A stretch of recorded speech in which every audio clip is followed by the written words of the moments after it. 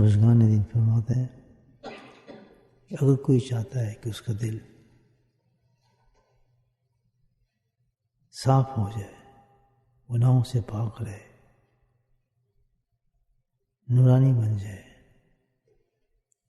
تو جس قدر وہ مراقبات کرے گا اسی قدر اس کو یہ چیز حاصل ہو جائے گی۔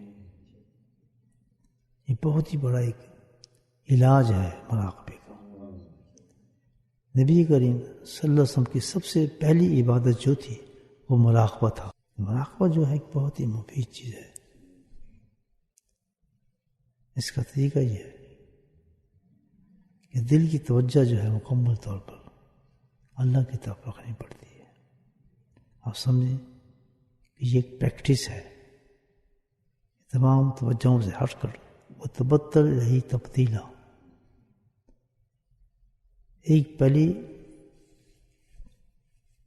تنہائی تو یہ ہوتی ہے کہ انسان کسی خاموش جگہ میں بیٹھ جائے، رات کا پہر ہو یا ایسی جگہ ہو، اس کو تبتل رہی تبدیلا کرے۔ پھر اس کے بعد مزید ایک تنہائی یہ ہوتی ہے کہ انسان خاموشی کے ساتھ اللہ کو ذکر کرے۔ اس کے بعد پھر تنہائی بڑھتی ہے تو یہ ہوتی ہے کہ پھر دل میں اللہ کو یاد کرے۔ یہ اصل تنہائی ہے۔ اس کے بعد جو تنہائی بڑھتی ہے کہ کوئی بھی خیال دل میں نہ جمے سوائے اس کی ذات کے۔ تو یہ جو چیز حاصل ہو جائے انسان کو محنت سے حاصل ہوتی ہے، محنت کرنی پڑتی ہے۔ جب یہ چیز حاصل ہو جاتی ہے تو اس کی ہر عبادت جو ہے وہ نورانی بن جاتی ہے۔ تو بزرگان دین ہوتے ہیں اسی طرح صحبت کا اثر ہوتا ہے۔ جب وہ کسی شیخ کی صحبت میں بیٹھ جائے، کسی اللہ والے کی صحبت میں بیٹھ کے پھر مراقبہ کرے، تو اس میں سے بھی ایسی چیزیں نکلنا شروع ہو جاتی ہیں، نوارت نکلنا شروع ہو جاتے ہیں، معرفت نکلنا شروع ہو جاتی ہے، عرفان نکلنا شروع ہو جاتا ہے۔ تو جس طرح بغیر صحبت مرغی کے انڈا بچہ نہیں دے سکتا، اسی طرح کوئی بندہ بھی بغیر صحبت کے کچھ چیز حاصل نہیں کر سکتا۔ صحبت کی سخت ضرورت ہے۔ پورا آپ نیت کر کے بیٹھ کے ہیں، اللہ کا نام لینا شروع کر دیا ہے، پورا فائدہ اس میں آپ کو ہو رہا ہے۔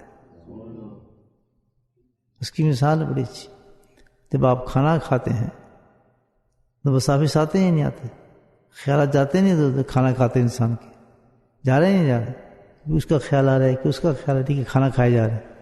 تو وہ جو خوراک ہمارے اندر جا رہی ہے وہ وٹامنس پیدا کر رہی ہے، وہ خون پیدا کر رہی ہے، وہ خوراک میں پورا کام کر رہی ہے، کر رہی ہے نہیں کر رہی؟ پورا جا رہا ہے۔